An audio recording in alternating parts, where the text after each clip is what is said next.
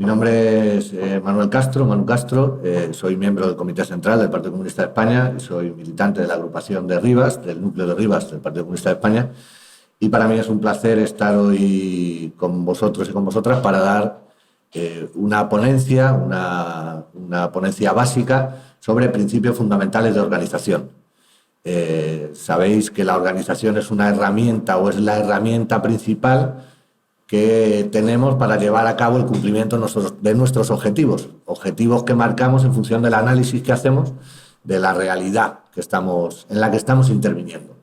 Para eso nos dotamos de una manera determinada de organización y lo que vamos a ver hoy son los principios fundamentales, son líneas básicas de un modelo organizativo que creemos que es el correcto para la consecución de los fines que estamos planteando, que es el socialismo, el comunismo, que es el fin de las clases y del Estado.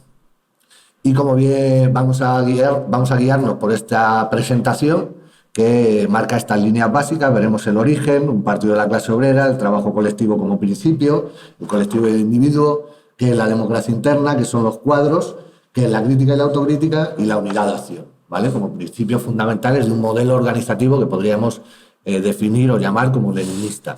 Aunque dentro de la libertad de cátedra que corresponde al que yo dé la ponencia o que pueda dar la ponencia, me da bastante igual las etiquetas. Siempre hemos trabajado pensando que lo importante es el contenido, es el fondo, que sí es cierto que las formas influyen en los resultados, pero que lo importante no es que se llame organización leninista, sino que cumpla unos objetivos y respete unos principios de organización que han sido trabajados y sobre todo puestos en práctica, que es uno de los elementos más importantes que tienen los modelos organizativos. Si no tiene utilidad práctica, es un marco teórico muy bonito, pero que no vale para nada, ¿vale? Ya sabemos ese principio de no hay teoría revolucionaria sin práctica revolucionaria, igual que no hay práctica revolucionaria sin teoría revolucionaria. Por tanto, estamos hablando del partido como herramienta de la clase obrera y que constituye un puente entre la conciencia balbuceante del proletariado y el papel que teóricamente le corresponde. Esto es un elemento clave, es decir, somos ese enlace entre el proletariado que ansía defender unos intereses pero que no acabamos de saber cómo, y que teóricamente sí tenemos estructurado cuál es nuestro papel en el modo de producción, cuál ha sido el desarrollo histórico de las sociedades y por qué luchamos por el socialismo y el comunismo. Vemos un poco el origen de la organización comunista, no el origen de la organización obrera, sino el origen de la organización comunista en sí, y marcamos tres hitos principales. Es una organización política de clase que surge a raíz del manifiesto del Partido Comunista en 1848 como elemento teórico muy básico y de recomendada y obligada lectura, escrito por Marx y por Engels, que marca un programa básico, un programa mínimo de una organización que ya se llama comunista. Marx y Engels ya trabajaban, ya venían de experiencias revolucionarias, obreras, pero hasta ese momento no existe esa definición de comunista. Surge a raíz de la lectura del manifiesto del Partido Comunista en 1848. Y de la Comuna de París como elemento de aterrizaje práctico, que es lo que hablábamos. Por eso nos gusta poner estos dos elementos, un marco teórico, un libro, y una experiencia histórica de la clase obrera, que es la Comuna de París de 1871, de la que también tenemos buenas lecturas, también buenos análisis, que nos muestran los errores prácticos cometidos, aunque estábamos basados en un marco teórico correcto, ¿no? Pero sí se cometieron errores prácticos que acabaron por finiquitar esta experiencia de primer Estado o primer gobierno obrero en la historia mundial. Hay un elemento también que favorece o que desarrolla o que fortalece el origen de la organización comunista, que es la ruptura con la socialdemocracia, en el marco de la Primera Guerra Mundial. La Primera Guerra Mundial, del 14 al 18, que habla del apoyo de las fuerzas socialdemócratas a los créditos de guerra. En aquel momento las posiciones más avanzadas del movimiento obrero, las posiciones comunistas, lo que planteaban es que habría que hacer la guerra contra nuestros propios gobiernos y no pelear contra los y las miembros de la clase obrera de otros países, sino que luchar contra aprovechar esa confrontación y y revolucionarnos contra nuestros propios gobiernos en el marco de ese desarrollo imperialista que significaba la Primera Guerra Mundial. Sin embargo, la socialdemocracia lo que hizo fue apoyar a los gobiernos nacionales frente a esa unión internacional. Ese apoyo a los gobiernos nacionales provocó una ruptura en el seno del movimiento obrero que favoreció también el fortalecimiento, la aparición de los partidos comunistas, de las organizaciones comunistas, que se plasma en la Tercera Internacional en 1919. La Tercera Internacional ya se le conoce como la Internacional Comunista. Hay una ruptura en el seno de la Internacional Socialista y los comunistas y las comunistas toman la decisión de crear una estructura internacional para la defensa de nuestros intereses, no ajenos a los de la clase, sino más ambiciosos, por decirlo de alguna manera, que los que estaban planteando la socialdemocracia en aquel momento. Y luego hay otro elemento que consideramos también básico para esa aparición estelar, por decirlo de alguna manera, de las organizaciones comunistas, y es el impulso de la Revolución de Octubre. El impulso de la Revolución de Octubre, cuando hablamos en materia organizativa, creemos que es básico el estudio de tanto la Revolución de 1905 como la Revolución de febrero y de octubre de 1917, porque ahí también se ve el papel de los comunistas, el papel de Lenin sobre todo, cómo Lenin es un heterodoxo, cómo Lenin adapta la organización o las propuestas organizativas en función de la realidad que va viviendo, ¿vale? Los propios escritos de Lenin en cada uno de los meses, por ejemplo del 17, van evolucionando, van cambiando. Y donde decía una cosa, unos meses después dice la contraria, porque la propia realidad es la que le determina qué es lo que debe hacer la organización o cómo debe intervenirse en el desarrollo que estaba teniendo el movimiento obrero. Por tanto, aparece un nuevo modelo de partido, con lo que conocemos hoy como centralismo democrático, ¿vale? Que es el centralismo democrático son normas democráticas, normas que rigen la estructura interna del partido, adaptadas a lo que estamos intentando hacer y a la realidad en la que nos estamos moviendo.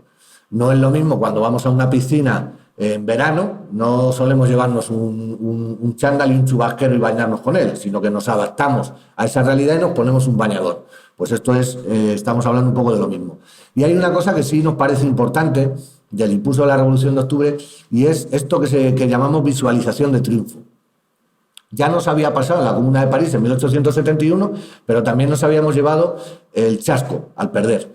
Sin embargo, el fortalecimiento, el triunfo de la Revolución de Octubre en Rusia provoca unas expectativas y una alegría en el seno del movimiento obrero a nivel mundial que permite un mayor impulso, un mayor desarrollo de las organizaciones comunistas. Como veis, intentamos también que quede claro que no debemos ser nada dogmáticos ni en el sentido teórico ni en el sentido práctico. Pero el dogmatismo no va con el comunismo, con el comunista o con la comunista, no va con la propia estructura. Es el cliché que nos han puesto desde origen, ¿no? Pero lo que sí tenemos muy claro es uno de los principios que rigen nuestra actividad política, es el análisis concreto de la realidad concreta. No hablamos de suposiciones, de la política ficción, sino hablamos de lo que estamos viviendo hoy y en función de los objetivos que queremos, nos dotamos de unas estructuras para intervenir en esa realidad que queremos modificar. Prácticamente los comunistas son pues el sector más resuelto, más avanzado de los partidos obreros de todos los países. El sector que siempre impulsa adelante a los demás. Teóricamente tienen sobre el resto del proletariado la ventaja de la clara visión de las condiciones de la marcha y de los resultados generales del movimiento proletario, ¿vale? Estas frases no pretendemos crear una doctrina política en base a citas, ¿vale? Pero sí que las citas, el análisis de las citas de determinados escritos de los clásicos, sí nos permite, yo siempre hablo de percha, sí nos permite usarse de percha, porque al entender el resultado de las frases vamos viendo que no es una definición, sino que es una manera de actuar, ¿vale? Y aquí lo que nos está diciendo es que estamos más adelantados, no como un elemento de superioridad, sino porque vamos más adelante, impulsamos el movimiento más adelante en función de la visión de las condiciones, de la marcha y de los resultados, ¿vale? Creo que son elementos importantes. Nos detenemos un segundo en el segundo Congreso Mundial de la Internacional Comunista, de esa tercera internacional que se crea en 1919, que es el 30 de julio de 1920. En este segundo Congreso ya se marcan las bases de lo que se conoce como el movimiento comunista internacional, ¿vale? Ya se ponen unas reglas, que son las 21 condiciones, para la admisión de los partidos nacionales a la internacional comunista. El año que viene, en 2021, celebraremos también el centenario del Partido Comunista de España. Y al estudiar la historia, el origen del Partido Comunista de España, esto de las 21 condiciones son importantes, porque el Partido Comunista de España surge del Partido Comunista Obrero Español y el Partido Comunista Español. Surge en el 21, pero veis que las condiciones de la Internacional Comunista que se dan en julio del 20 ya hablan de que todo partido miembro debía llamarse Partido Comunista de, porque no es lo mismo ser español que ser de España, ¿vale? Esa frase que repetimos y que nos creemos realmente de proletarios del mundo unidos, que nos une bastante más con cualquier trabajador o trabajadora de cualquier país del mundo que con la burguesía de nuestro propio país, pues es un reflejo de esta Internacional Comunista, ¿no? Entre las condiciones a destacar, rompe totalmente con los reformistas y los expulsa de las organizaciones, combina el trabajo legal con el ilegal, tener en cuenta también que se da en un marco de represión contra el movimiento obrero, debido también al triunfo de la Revolución de Octubre, ¿vale? Esa expectativa que levanta la Revolución de Octubre obliga a la burguesía a atacar de una manera decidida al movimiento obrero. Cuando empieza a surgir el fascismo, que luego se desarrolla en los años 30 de una manera más potente, pero que ya empieza la burguesía a crear ese monstruo para parar al movimiento obrero, que en aquellos momentos estaba en auge. Se denuncia tanto el social patriotismo como el social pacifismo. Es decir, esto de, bueno, pues lo primero es la patria, y vamos a juntarnos todos para defender la frontera de nuestro país frente a los franceses, que son muy malos, como no hay que pelearse entre nosotros, ¿no? Bueno, pues estamos hablando de una realidad, estamos hablando también de una crisis económica que surge después del fin de la Primera Guerra Mundial. Imaginaros el mundo devastado, ¿vale? ¿Cómo intervienes o cómo tienes que intervenir, ¿no? También se crea una organización clandestina paralela a la legal, no porque nos guste escondernos, sino porque nos obligan, ya que nos prohíben la actividad política. Bueno, pues se crea por parte de la Internacional Comunista, dice que hay que crear organizaciones clandestinas que sean paralelas a las legales. Apoyamos, aquí tenemos experiencia en este país, hemos estado 40 años trabajando en lo clandestino, ¿vale? No, ser clandestino no significa algo malo, no es algo peyorativo, es que te están obligando a desarrollar tu política por otros medios, o sea, que no hay otra opción. Apoyar todo movimiento de liberación de las colonias del propio país. Este es un elemento también muy importante que nos diferenciaba de los movimientos socialdemócratas o de lo que se llama hoy los partidos socialistas de la Segunda Internacional, porque realmente nosotros sí nos creemos lo que decimos. Entonces lo que planteábamos como comunistas era que deberíamos apoyar la liberación de aquellos pueblos oprimidos por parte de nuestro propio Estado, ¿vale? Por tanto, era una de las condiciones para formar parte de la Internacional Comunista también, apoyar ese movimiento de liberación de las colonias del propio país como una manera también de confrontar contra el imperialismo. Atacábamos también la Internacional de los Sindicatos Amarillos de Ámsterdam. Sabéis que también que la lucha obrera, la lucha política, tiene diferentes vertientes: la lucha económica, la lucha ideológica, la lucha política. La lucha económica se da el trabajo sindical, que es la lucha por la mejora de las condiciones de trabajo de la clase.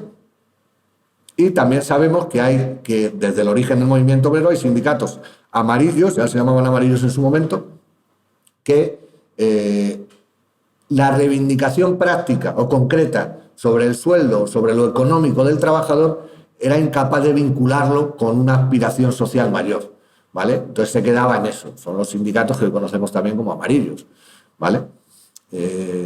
Organizar el partido con base a los principios del centralismo democrático, como decimos, segunda condición. Esto es lo mismo. El centralismo democrático que hemos visto antes, como la aparición de un nuevo tipo de partido, es porque resulta efectivo.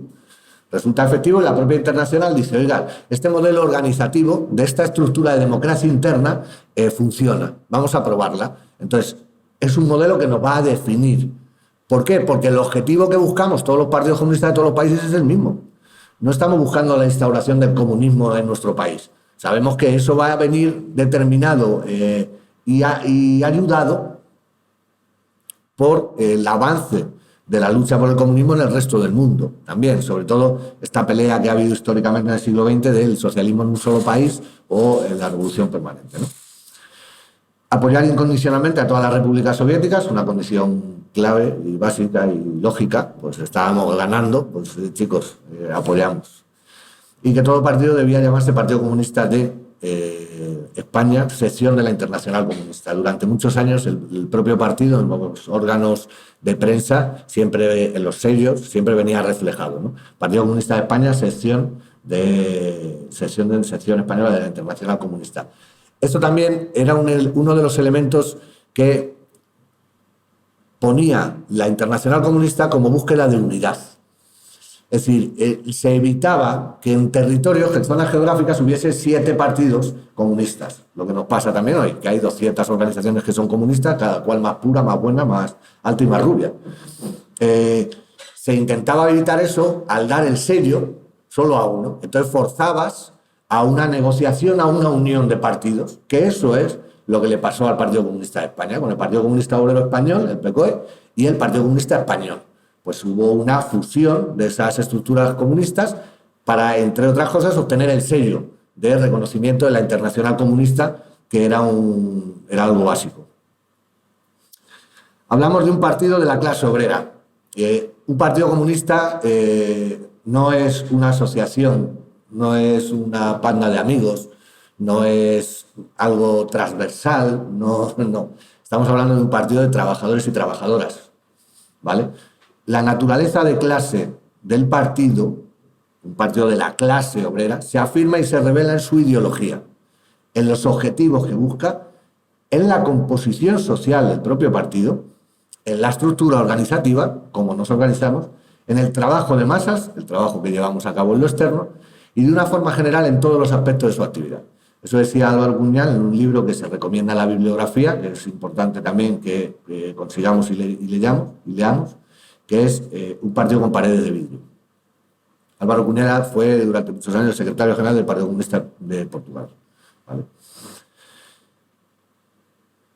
Dice, bueno, pues esto es algo muy básico, ¿no? Pero es algo muy importante, porque esto define, por ejemplo, ha habido muchos años, creo que sigue existiendo la pelea dentro de los partidos comunistas de si un empresario puede ser afiliado al Partido Comunista. No debería. No decimos que el empresario sea malo de por sí, pero lo que sí decimos es que la composición social del partido viene determinada, va a influir en el objetivo que buscas, en la ideología que tienes, en la estructura organizativa y en el trabajo que realizas ante las masas. Por tanto, ¿quién forma el partido de la clase obrera? Está formado por trabajadores y trabajadoras. Como veis, la composición social, la relación ahí, es que la mayoría del partido son obreros y obreras, ¿vale? No quiere decir que solo pueden obreros con mono, no. Todo este debate ya lo tenemos más que superado, ¿vale?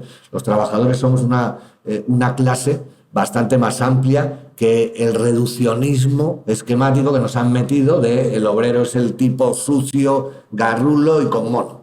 No, estamos hablando de otra cosa. Estamos hablando de aquellos y aquellas que nos ganamos el pan con el sudor de nuestra frente, que nos vemos obligados a vender nuestra fuerza de trabajo, ¿vale? ¿Con qué se organiza el partido de la clase obrera? Con una teoría revolucionaria. Se estructura una teoría que permite o que intenta llevar a cabo un proceso revolucionario, teniendo la cobertura del marxismo como ideología de la clase obrera, ¿vale? El marxismo entendido como ese análisis social e histórico del materialismo dialéctico y del materialismo histórico. ¿El para qué se construye, se crea un partido de la clase obrera? Para conseguir un fin último, que es la propia utilidad del partido. Nosotros creamos el partido para conseguir la liberación de la explotación y la construcción del socialismo y del comunismo. Y esto nos abre buenos debates, porque cuando lleguemos al comunismo y al socialismo, ¿necesitaremos un partido comunista? Pues en principio no. Necesitaremos otras formas de organización social. Pero si nuestro fin último es conseguir la liberación de la explotación, el día que consigamos la liberación de la explotación y la construcción del comunismo, deberíamos desaparecer, ¿no? Es como nuestra fecha de fin. ¿El cómo lo hacemos? Pues para eso tenemos una estructura orgánica determinada, ¿vale? Que es lo que se hablaba de lo del centralismo democrático. Es la estructura interna, el cómo nos organizamos, que en principio, hablamos de la necesidad de organizarse prioritariamente los centros de trabajo, que eso es lo que habla el debate también entre los modelos organizativos territorializados por territorio o sectorializados por sectores, ¿vale? En principio, las organizaciones leninistas intentan siempre o aclaran siempre que es imprescindible o prioritario organizarse en los centros de trabajo, porque es donde se da el conflicto social, ¿vale? Pues con las dificultades que tenemos hoy en día, por ejemplo, con la pandemia o con el teletrabajo, con las nuevas tecnologías, esa atomización, ya no nos encontramos grandes centros donde los trabajadores y trabajadoras desarrollamos nuestra actividad. Entonces eso también hace que organizativamente nos adaptemos a ello. Y yo creo que una buena muestra es este núcleo y el trabajo que hacéis los camaradas y las camaradas de este núcleo, porque esta escuela en condiciones normales nos hubiésemos juntado todos en una sala y la hubiésemos escuchado la chapa del Manu y tan contentos, ¿no? Sin embargo, ahora estamos metiendo una serie de tecnologías para permitir que camaradas que no han podido acudir porque tienen una realidad diferente o porque en el día de hoy no han podido, puedan verlo en otro momento. Eso es una adaptación orgánica, ¿vale?, a la búsqueda del objetivo, del objetivo final que tenemos, que no es otro que la liberación de la explotación del hombre por el hombre. ¿Y qué hace un partido de la clase obrera? Porque ya sabemos quién lo forma, con qué se forma, para qué se forma y cómo se organiza. ¿Pero qué es lo que hace? Pues el partido de la clase obrera, un partido comunista, lo que debe hacer es trabajo de masas. Es decir, es intervenir en la masa, intervenir en nuestra clase, intervenir en nuestro sector social. Y la organización y la lucha de la clase constituye el eje de nuestra actividad. No estamos aquí para aprender muchas cosas, no estamos aquí para saber electricidad, no estamos aquí para recitarnos los libros de Lenin de memoria, no estamos aquí para poner casetas, no. Todas esas actividades las hacemos con un fin último, que es la liberación de la explotación y la construcción del socialismo y del comunismo. Pero para ello tenemos que organizarnos y que el trabajo en nuestra clase, entre nuestra clase, constituya el eje de nuestra actividad, ¿vale? Es decir, que intervengamos en las condiciones de vida de nuestra clase, que intentemos mejorar las condiciones de vida de nuestra clase, que conozcamos las condiciones de vida de nuestra clase. Y ese será el ejercicio de nuestra actividad. Un principio básico del partido, vamos a ver cosas bastante básicas. Yo lo que siempre animamos es que abrimos la puerta. Estamos abriendo la puerta a un debate muy interesante que es la organización y para qué nos organizamos, ¿no? Y que ya depende de cada uno y cada una de vosotras el adentraros en esa habitación, ¿vale? Entonces vamos a ver elementos, líneas básicas, pero que sí consideramos que son, bueno, básicas. Soy muy reiterativo en ese tipo de cosas. Un principio básico del partido, por tanto, es el trabajo colectivo. El trabajo colectivo lleva aparejado también una dirección colectiva, como podemos ver ahí en la presentación. El trabajo colectivo no es que todos nos juntemos para hacer trabajos, ¿vale? Por eso se habla también de dirección colectiva. La dirección colectiva se puede resumir también en es mejor equivocarse entre todos que acertar uno solo. Esa frase también muy de Paulo Coelho es muy real, ¿no?, en esto de la dirección colectiva, pero es que es real, como la vida misma. Es decir, es preferible porque es básico para la estructuración de un partido de clase el que trabajemos de manera colectiva, porque siempre vamos a reforzar la organización y la actividad que desarrollamos si la hacemos con un reparto de tareas, no una división, pero sí un reparto de tareas. Y hablamos de principio y práctica, hablamos de teoría y acción, siempre, todo el rato. Entonces el principio del trabajo colectivo, de que todos formamos parte de esta estructura para llevar a cabo estos objetivos, lo tenemos que relacionar con la práctica. Podemos ser súper leninistas a tope del mundo, pero sin embargo nuestra actividad política es sectaria.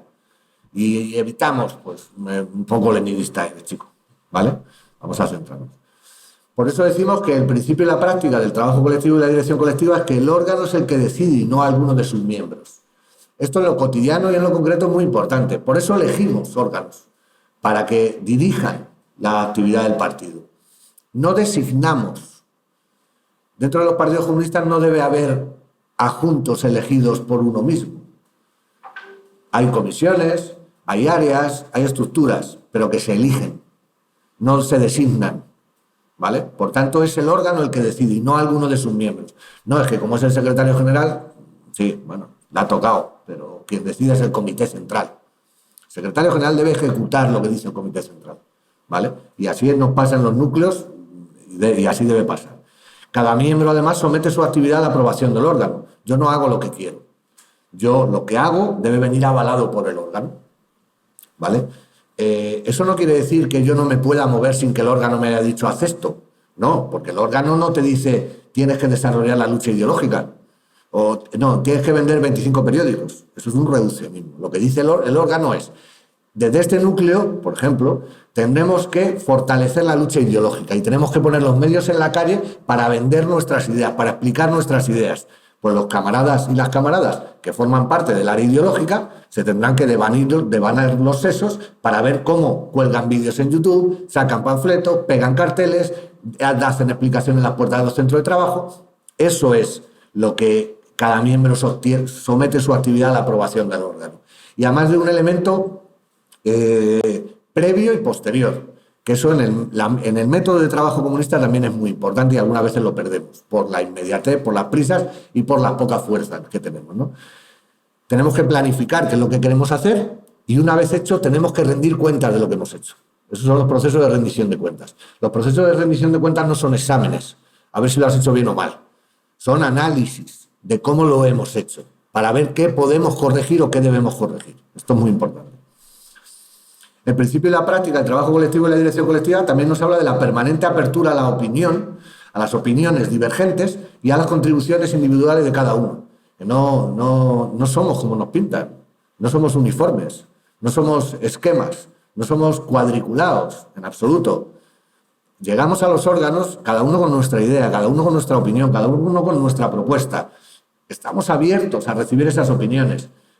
No nos puede pasar, a mí me ha pasado en alguna ocasión, ¿no? que votaba una cosa y me pinchaban de detrás y decía, ¿pero cómo puede votar eso? O sea, ¿sale de las narices? O sea, cuando se tome la decisión, yo haré lo que se decida, pero déjame que opine lo que me dé la gana. Se ha acabado el debate. Esto es muy importante, porque también a la hora de explicarle a nuestra clase y a la sociedad qué papel jugamos los comunistas, esta práctica es muy básica, ¿no? Debemos romper también en muchos esquemas y nos ven como, pues eso, como los zorrocotrocos que admiran a no sé. Bueno, mira, nosotros queremos la liberación de la explotación, si es que es bastante más sencillo que todo eso. Entonces, tenemos opiniones divergentes, por supuesto, y las aportamos al colectivo, ¿vale? Los análisis, por tanto, las conclusiones y las decisiones que se toman son resultado de esa elaboración colectiva, sin oposición a la división de tareas y a la delegación de competencias. Efectivamente, llegamos cada uno al órgano en el que participamos, para el que hemos sido elegidos, a dar nuestras opiniones, el órgano analiza, obtiene unas conclusiones y toma unas decisiones. Esas decisiones deben ser el resultado de esa participación. Por eso también es importante y por eso desde las direcciones muchas veces se insiste en los procesos de debate. Y falta algo si hay un proceso de debate y no hay enmiendas. Ahí hay algo que falla, ¿vale? Puede ser que no haya enmiendas. En este núcleo, por ejemplo, nos caracterizamos por casi todas las enmiendas de los procesos las sacamos de manera unánime, pero tenemos unos debates que los flipas.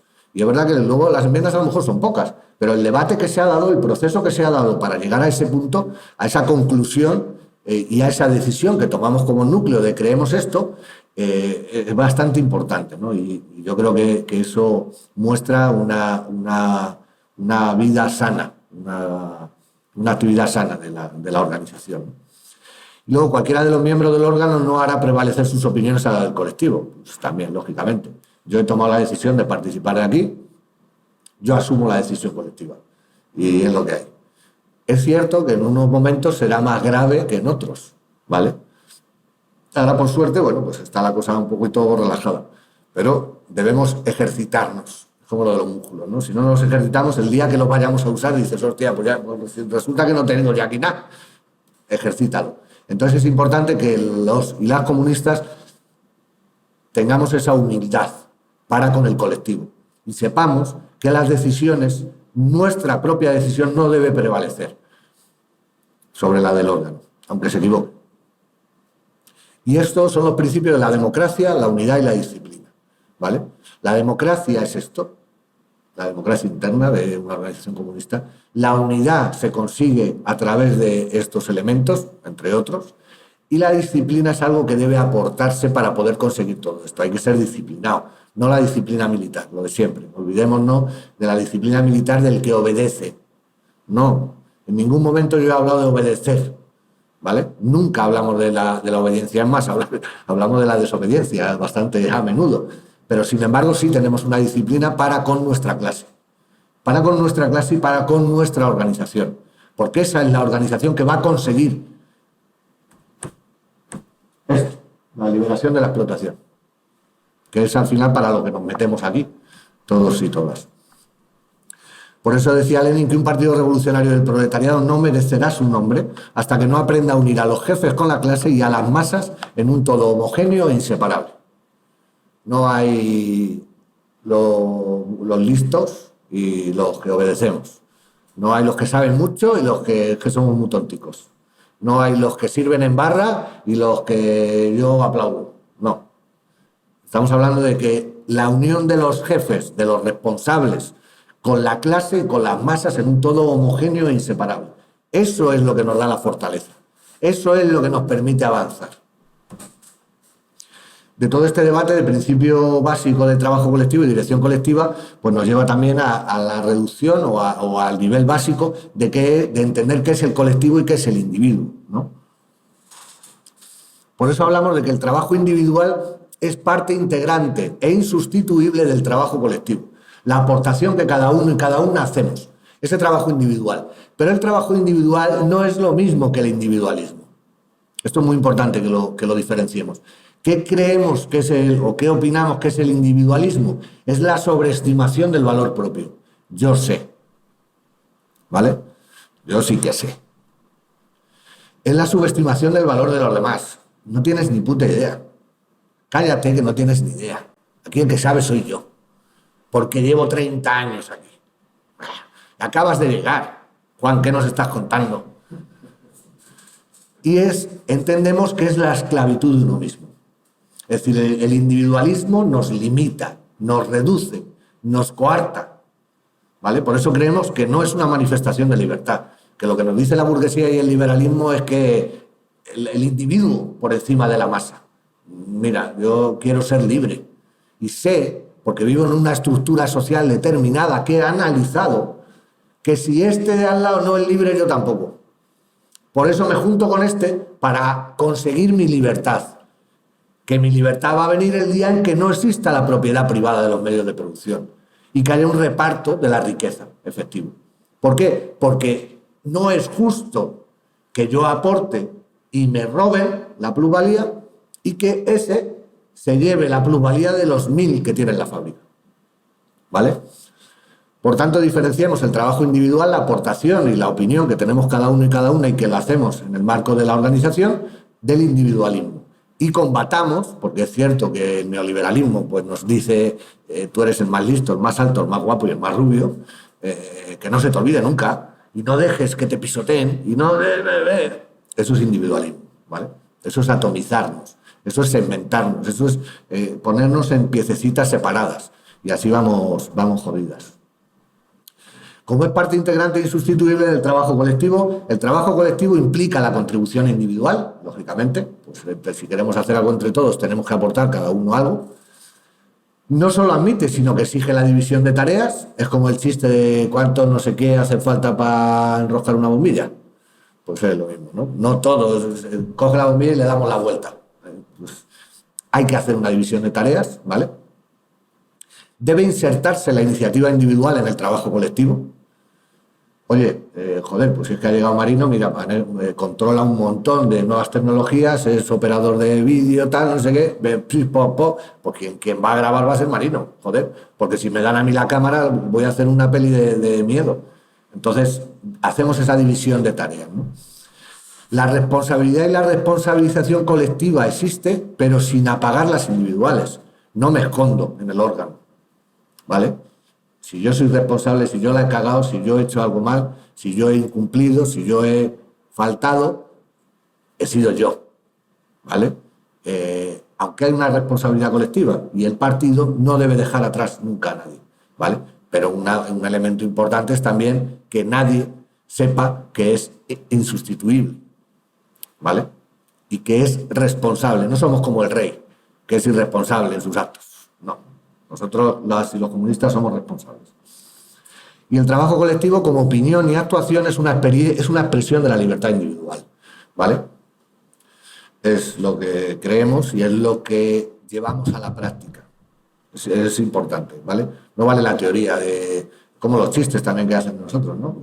Si tuviese una gallina, pero si tuviese dos, no es que dos gallinas sí tengo, ¿no? Como, pues esto es lo mismo. El trabajo colectivo es una expresión de la libertad individual y desde luego yo, por ejemplo, si os vale para algo mi experiencia, yo me siento bastante más libre. Hay una poesía preciosa que siempre me olvida de quién es y cómo se llama, pero que habla de eso, de cómo estando dentro del partido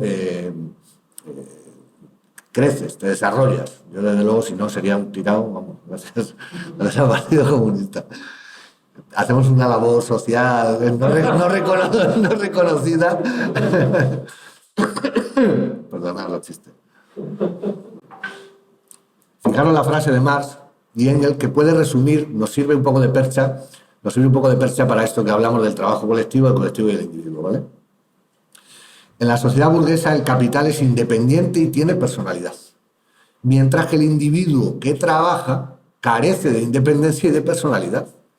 Y es la abolición de semejante estado de cosas lo que la burguesía considera como la abolición de la personalidad y la individualidad. Con razón, se trata efectivamente de abolir la personalidad burguesa, la independencia burguesa y la libertad burguesa. Eso es lo que queremos. Si tienen toda la razón. Claro que queremos acabar con esa manera de ver el mundo, porque esa manera de ver el mundo lo que nos ha demostrado la historia es que nos lleva al desastre.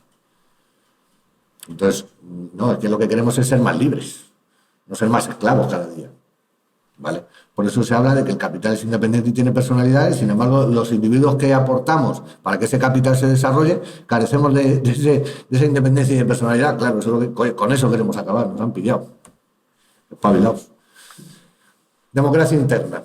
Hablamos de los principios democráticos, la norma democrática, el centralismo democrático, que es la democracia al final. Por la democracia entendemos que la democracia interna, ¿vale? No nos vamos a hacer una teoría así loca de sistemas políticos, sociales, sino que estamos hablando de la organización comunista, de los principios de organización. La democracia interna es la unión entre la dirección, la base y el estilo de trabajo, ¿vale? La dirección, las personas, los camaradas y las camaradas a las que se le elige, como hemos visto antes, para llevar a cabo una tarea, en este caso las tareas de dirección. La base somos el conjunto del partido, el conjunto de la organización, ¿vale? Y el estilo de trabajo es lo que nos une. Por eso hablamos que la democracia es la intervención efectiva de la base en la orientación del partido. Si en la dirección del partido habla de una cosa y sin embargo las bases creemos otra, ahí algo falla ahí, ¿vale? Si el sentir mayoritario de las bases es contrario a lo que plantea la dirección, algo está fallando. Y o no hay democracia o tenemos una dirección muy mala, ¿vale? Es el pleno derecho de los militantes de manifestarse en el órgano. Igual, debemos ser libres a la hora de aportar nuestra propuesta, nuestra creencia y no coartarnos, porque no tiene por qué imponerse o no tiene por qué hacerse lo que yo digo. Pero sí es bueno que todas y todos sepamos lo que cada uno decimos, ¿vale? Y además hay que ser plenamente abierto para poder manifestarlo. Sí. Las opiniones divergentes y críticas, esto a mí siempre me ha parecido básico. Yo siempre cuando hago estas escuelas pongo mi caso personal. A mí cuando me eligieron responsable de organización y finanzas de la UJC, yo pregunté, dije, pero ¿y por qué yo? O sea, yo creo que no... Y me dijo el que me propuso, me dijo, porque eres el único que me dices que no a las cosas. Porque claro, todo el mundo sí, qué buena idea, qué buena. Y yo decía, no lo veo claro. Y decía, se manifiesta libremente y lo que hace falta en ese equipo de trabajo no era alguien que adulase a uno que tiene muchas ideas, sino que aterrizase las ideas que este tenía para que este las aterriza, este les da forma, este las pone en lo ideológico y este en el trabajo externo, ¿no? Ese es el equipo, esa es la dirección colectiva, ¿vale? Si todos somos cortados por el mismo patrón, no hace falta, ¿vale? y prevalece lo colectivo sobre las imposiciones individuales y sobre todo las posiciones individualistas.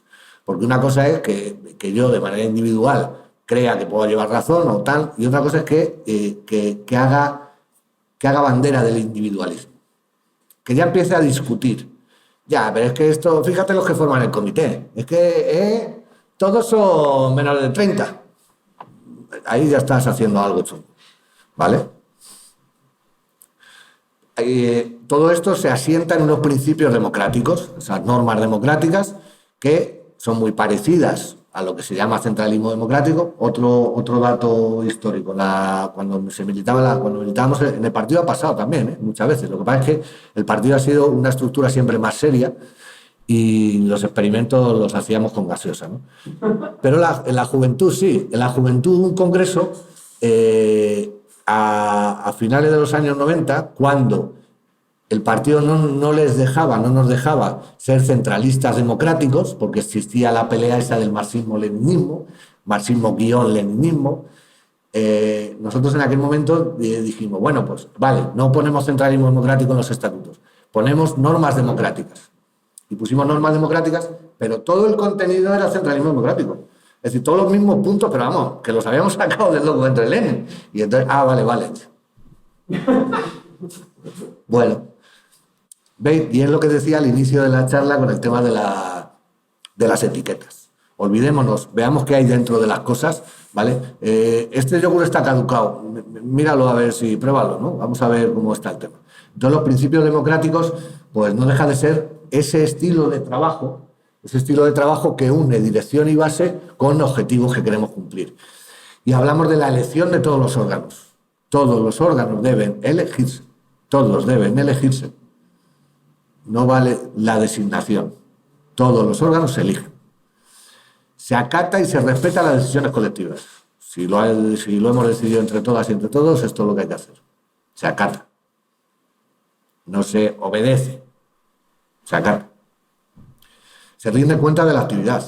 Me han elegido para hacer esto, pues yo tengo que explicar qué es lo que he hecho, ¿vale? Porque esa mejora el trabajo, mejora el colectivo también. Y debe haber una correcta comunicación e información. Si no hay esos canales de comunicación y de información, si no todos tenemos la misma información, si no todos tenemos la posibilidad de comunicarnos con los otros o con las otras, algo va a fallar, ¿vale? Por eso es tan importante también las normas de comunicación dentro de los núcleos, ¿vale? Cómo se estructuran. Y por eso tenemos dificultades ahora, porque venimos también de un modelo, de un modelo organizativo muy presencial, muy físico, ¿vale? Y ahora, como no podemos reunirnos, sí se notan ahí deficiencias, ¿vale? Entonces hay que mejorar esos canales de comunicación. Y luego un debate histórico y recurrente, que son las fracciones y las corrientes, ¿vale? Si son buenas, no son buenas, se deben permitir o no se deben permitir. Yo tengo mi opinión y es que deben ser prohibidas y perseguidas, pero yo lo que diga el partido. ¿Por qué? Porque la fracción y la corriente implican desacuerdo de fondo, no de forma. Si yo me estructuro como una corriente permanente, como una fracción que tengo hasta un nombre, es porque estoy en desacuerdo con algo más que con una decisión que toma un órgano. Estoy en desacuerdo con el fondo del tema. Y entonces, pues ahí, ¿cuándo vas a cambiar de opinión? O cambia uno o cambia otro, pero ahí algo ya chirría. No son diferencias coyunturales, por tanto. No estoy en desacuerdo con la decisión que ha tomado el Comité Central del mes pasado de fortalecer la unidad popular con Unidas Podemos. No, porque no es coyuntural. No es, si yo digo que tal, ya me estoy estableciendo con toda la experiencia que ha llegado a esa decisión. La existencia daría muestras de la no validez de la democracia interna. Si hemos hablado de los principios democráticos que estábamos mencionando y todo eso nos permite tener democracia, si existen fracciones y corrientes no es un problema de que es que estos son malos, es un problema de que a la organización le pasa algo. Y entonces daría muestra de la no validez de la democracia interna, porque no se estarían expresando libremente sus diferencias y sus críticas en los órganos, o bueno, pues chirría. La democracia interna, por tanto, admite críticas, diferencias de opinión y divergencias, pero inmersas dentro del trabajo colectivo, la decisión colectiva y la acción colectiva. Claro, no lo acato, no me gusta. Pues vale, pues en un momento dado puede ser. Pero si no, yo soy la corriente puentista, pues ya hay algo más de fondo. Es decir, porque no es en un momento dado que no te gusta el puente que está aquí pintado, sino que ya has adquirido una personalidad propia frente al puente, ¿vale? Y es de rechazo. Y el puente es una manera de actuar del partido, no es una decisión temporal, ¿vale? Por eso yo estoy en desacuerdo con la existencia de fracciones y corrientes, aunque nuestro partido la permite en el marco del debate congresual, que es una fórmula intermedia que la acato. Pero yo no crearé una fracción, una corriente, porque creo que el debate colectivo se puede resolver mis divergencias y mis críticas. Si yo me tengo que juntar antes con vosotros 5, antes de la reunión del núcleo, para que los 5 transmitamos esto, pues algo, ¿por qué no lo hacemos directamente en ese espacio, ¿no? Los cuadros del partido. Vamos, no nos queda ya nada. Los cuadros del partido. Cuando hablamos de todo ese trabajo individual y todo ese trabajo colectivo, esa división de tareas, ese estilo de trabajo, esos principios y esas normas, de lo que estamos hablando es de que los tiene que llevar a cabo alguien, ¿vale? Y en el partido, en la terminología, en nuestra liturgia, hablamos siempre de cuadros. Pues esta camarada es un cuadro que lo flipas. Es un cuadro que vale para esto. ¿Qué es un cuadro, no? Los cuadros son todos y todas aquellas que desempeñan tareas responsables a cualquier escala. Y así ya vamos bajándonos los humitos, ¿vale? Joder, qué cuadro, qué tío, wow, qué tía, wow. No, vamos a ver. Es que que hace el turno de caja es un cuadro también, porque está desempeñando una tarea responsable. Y me da igual la escala, ¿eh? Lógicamente, pues no es lo mismo no sé, a ver cómo decirlo. No voy a decir. Que nos quede claro que todos aquellos que desempeñan y todas aquellas que desempeñan tareas responsables en cualquier escala deben ser considerados cuadros del partido, ¿vale? Por tanto, todos podemos ser cuadros, todas podemos ser cuadros, pero de hecho no todos lo somos, ¿vale? ¿Por qué? Porque hay muchos que no desarrollamos tareas responsables, aunque sepamos mucho, pero no estoy aportando ese conocimiento, ¿vale? Por tanto, todos podemos ser cuadros, pero de hecho no todos lo somos. Y no pasa nada. No hay militantes de primera y de segunda. Eso también que nos quede muy clarito, ¿eh? ¿Vale? El militante del partido, la militante del partido es el militante del partido, ¿vale? Y si el partido le ha dado el carné es porque lo vale, ¿vale? El concepto de cuadro es otra cosa, ¿vale? No hay de primera y de segunda, insisto. Pero sí es cierto que podemos ser cuadros, pero no todos lo somos. Los cuadros surgen, nacen, se afirman y se desarrollan como cuadros a través de lo que hacen, a través de la actividad que realizan. No a través de lo que saben, sino a través de la actividad que realizan. Insisto. Hay 3 aspectos importantes en la política de cuadros, porque en las organizaciones comunistas el partido debe desarrollar una política de cuadros, de promoción de cuadros, de formación de cuadros, ¿vale? ¿Y qué 3 aspectos consideramos importantes a la hora de desarrollar una política de cuadros? 1, el conocimiento de los cuadros. ¿Qué personalidad tienen? ¿Cuál es su potencialidad? ¿Cuáles son sus cualidades? ¿Cuáles son sus defectos? ¿Vale? Debemos conocerlo como estructura. La preparación y la formación de los cuadros. Debemos formarnos y prepararnos para el desarrollo de diferentes actividades. Formación ideológica, teoría y práctica, y también formación en valores, ¿vale? Esa formación de qué significa ser militante del partido, qué responsabilidad tienes al dirigir una asamblea de trabajadores y trabajadoras, cómo debes comportarte en una mani y en una huelga, por ejemplo, ¿vale? Cómo debes comportarte en tu actividad cotidiana, en tu centro de trabajo, en tu centro de estudio. Pues eso es una formación. Y la selección y la promoción de los cuadros. Hay que atribuir a los militantes las tareas adecuadas a sus cualidades y características, ¿vale? No quiere decir que hagamos especialización de cuadros. Quiere decir que les atribuyamos sus cualidades y características. Yo siempre decía lo mismo. Decía, hombre, si tú tienes uno que ha estudiado contabilidad y que es una máquina de los números, pues lo lógico es que intentes utilizarlo como responsable de finanzas. No quiere decir que para ser responsable de finanzas tengas que ser matemático, ¿vale? Es más, es que el matemático a lo mejor es el mejor vendiendo bonos, pero no llevando las cuentas, ¿vale? Pero sí de base entendemos que la cualidad y característica de este camarada, de esta camarada, nos ayuda a hacer esa selección y esa promoción de los cuadros, ¿vale? Otro de los principios fundamentales de una organización comunista es la crítica y la autocrítica. La crítica y la autocrítica es algo que hablamos mucho de ello, es algo que sacamos siempre, es como el comodín de las cartas, ¿no? Autocrítica, ya, o yo hago una crítica, ya está todo ahí.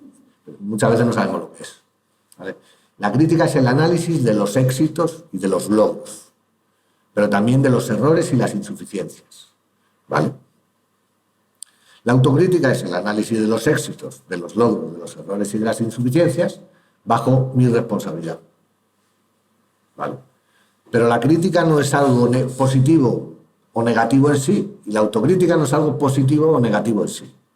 Esto es importante también que lo ubiquemos. Por eso es tan sencillo este cuadro, y por eso dice no a la crítica destructiva y no a la autocrítica masoquista, que realmente es lo mismo, pero al contrario, ¿vale? Hacemos la crítica siempre centrándonos en los errores y en las insuficiencias del otro, y cuando hacemos autocrítica lo que hacemos es olvidarnos de los éxitos y los logros que hemos hecho, ¿vale?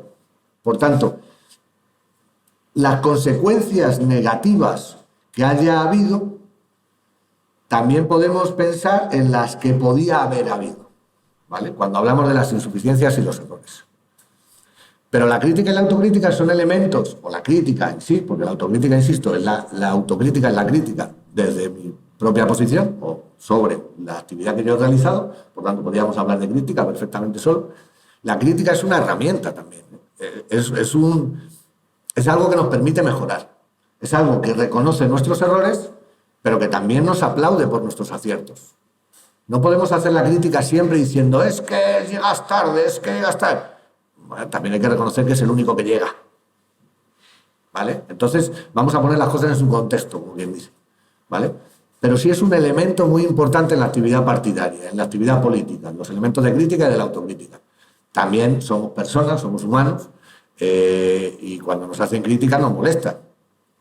Por eso también es importante compensar, tener la capacidad de ese trabajo dialéctico, ¿vale? De tesis, antítesis, una síntesis, ¿vale?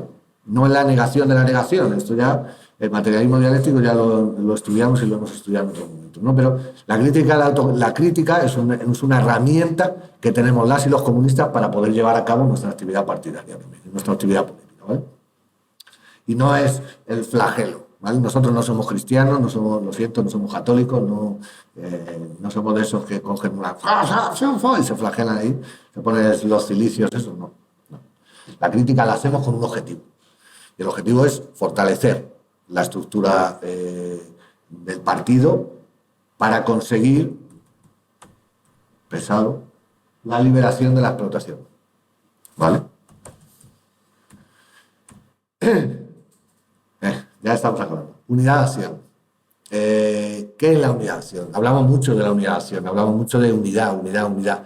Hay un cántico que hace mucho que no lo oigo, pero que siempre que se oía muchas veces que era unidad sí, pero para luchar. Es decir, porque se prevalecía sobre la unidad. No, tenemos que estar juntos. ¿Pero para qué? O sea, estamos juntos, pero para algo, ¿vale? Entonces, la unidad de acción es uno de los principios también fundamentales de las organizaciones comunistas y que nos va a permitir avanzar. Tiene 3 rasgos esenciales. Se fundamenta en el acuerdo con el programa y la orientación. Lógicamente, para participar de la unidad de acción tienes que estar de acuerdo con el programa y la orientación que tiene la estructura o la organización. Porque si no estás de acuerdo, pues hombre, mejor que te vayas. Claro. Porque no te vamos a obligar a hacer las cosas. No estamos aquí obligados. Igual tú eres un súper comunista, coño, estás aquí en este partido que eres súper renovata. No, hombre, si no estamos de acuerdo con el programa y la orientación, mal vamos, ¿vale? Difícil va a ser que consigamos unidad de acción. Para que haya unidad de acción debemos cumplir los principios y las normas. Si nos dotamos de reglas, las debemos cumplir, Y es lo que hay, que esos son lo que se llaman estatutos. Los estatutos es el cuerpo jurídico que se le da en el marco social de las obligaciones, de los deberes y derechos que tienes, ¿vale? Entonces los estatutos también son un documento político, pero es básico que los cumplamos. Cumplimos los principios y las normas. La actuación de lo que hacemos debe ir encaminada al cumplimiento de lo que se ha decidido. Esto también es importante. Porque claro, si decidimos ahora hacer intervención en los centros de trabajo de Rivas y los 4 que estamos nos vamos a los centros de estudio, pues, a ver, algo falla. O sea, no vamos a ser efectivos, no vamos a conseguir los objetivos que estamos buscando. ¿Por qué? Porque nuestra actuación debe ir encaminada a dar cumplimiento a lo decidido. Y si hemos decidido trabajar en los centros de trabajo, vamos a los centros de trabajo. Es como dice el chiste también, ¿aquí estamos? ¿A setas o a roles? Pues si estamos a setas, a setas. O sea, ¿y la unidad de acción en qué se fundamenta? Estos son los rasgos que tiene, o los rasgos que creemos que debe tener. ¿Y en qué se fundamenta esta unidad de acción? Tiene un fundamento político, que es la correlación del análisis y la situación y la justeza de los objetivos y la orientación. ¿Vale? Es decir, el fundamento político que sustenta la unidad de acción es que los análisis que hacemos son correctos, ¿vale? Y que además buscamos objetivos justos y que la orientación que tomamos es buena. No en un sentido moral, ¿vale?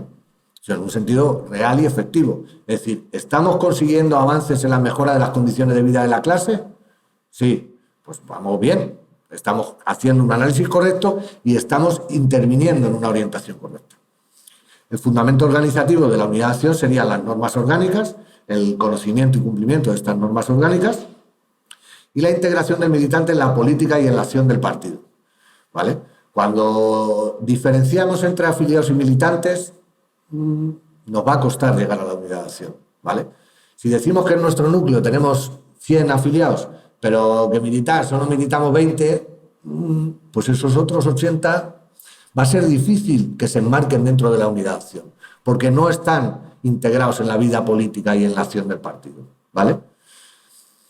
Y el fundamento ideológico tiene relación con lo que hablábamos antes, el trabajo colectivo, una concepción del partido como colectivo, ¿vale? Una herramienta en la que entramos todos, es un ariete, es ese caballo de Troya donde se metían los soldados, es ese tanque donde estamos dentro, ¿vale? Y en el estudio y la asimilación del marxismo.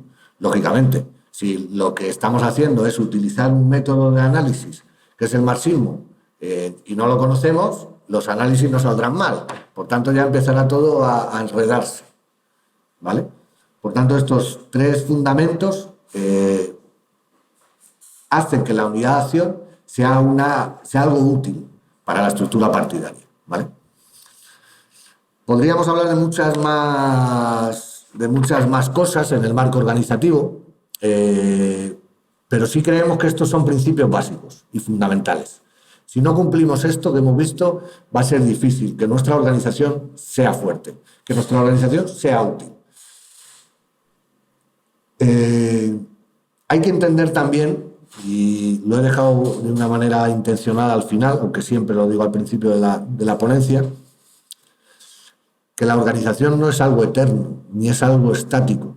La organización debe ser ágil y debe ser algo maleable, moldeable, ¿vale? Porque no es lo mismo organizarse para un proceso electoral que organizarse para una revolución. No es lo mismo organizarse para la toma del ayuntamiento que para la toma de la Moncloa. La organización no va a ser la misma. No es lo mismo organizarse cuando estás en la oposición que organizarse cuando estás en el poder. Porque cuando estás en el poder, tu objetivo será mantener y ejercer el poder. Cuando estás en la oposición, tu objetivo será tomar el poder. Por tanto, tu organización debe adaptarse a esas realidades. El Partido Comunista de España ha sabido en toda su historia hacerlo muy bien, ¿vale? Y es algo que no se reconoce y que muchas veces no lo reconocemos nosotras y nosotros mismos. Pero el partido siempre ha sabido hacer una lectura, salvo en algunos momentos de la historia, siempre ha sabido hacer una lectura correcta y adaptarse organizativamente a los objetivos que buscaba. Otra cosa es que en algunos momentos estemos en desacuerdo con qué objetivo se buscaba, ¿no? Y ese, por ejemplo, es el debate sobre el carrillismo, el eurocomunismo, finales de los 70, principios de los 80. Un partido que venía de clandestino, de células, de radios, de estructuras pequeñas, compactas, firmes, con implantación diferenciada, a juntarlos todos en una agrupación territorial, ¿vale? A nosotros nos contaban la historia de la agrupación de Zaragoza. O en mi propio pueblo, había 5 agrupaciones. Entonces, cuando el eurocomunismo y el carrillismo dijo, oye, que el partido para lo que vale es para ganar las elecciones, no para hacer la revolución, que esto está ahí regulero. ¿Qué hizo? Quitó las 5 agrupaciones y las metió en una. Claro, donde antes había 5 estructuras en las que participaban 20 personas, dice, bueno, pues ahora habrá una de 100. No, no. Porque en esas estructuras sí atenían a la realidad de cada uno de los sectores y territorios. Pero cuando los juntas en todos, en la agrupación de Zaragoza, en la de Zaragoza eran 5.000. Imaginaos hacer un pleno de militantes de 5.000. Pues no, no. Pero ¿qué es lo que necesitaba o qué es lo que quería el partido en aquel momento? Ganar unas elecciones. Hacer una demostración de fuerza determinada, que era más de imagen que de trabajo larvado por el fondo en los centros de trabajo y de estudio, ¿vale? Pero, sin embargo, salvo esos momentos históricos, sí es cierto que el partido ha dado lecciones de su capacidad organizativa.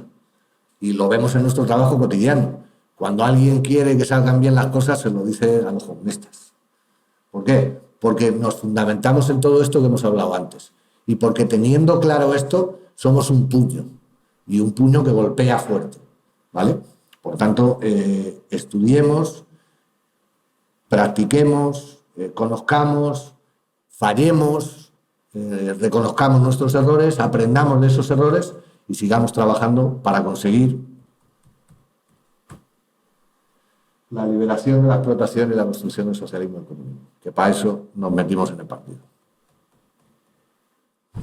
Y ahí tenéis la bibliografía, muy básica también, de cosas que podemos leer para hacernos una idea de todos estos principios fundamentales de organización comunista.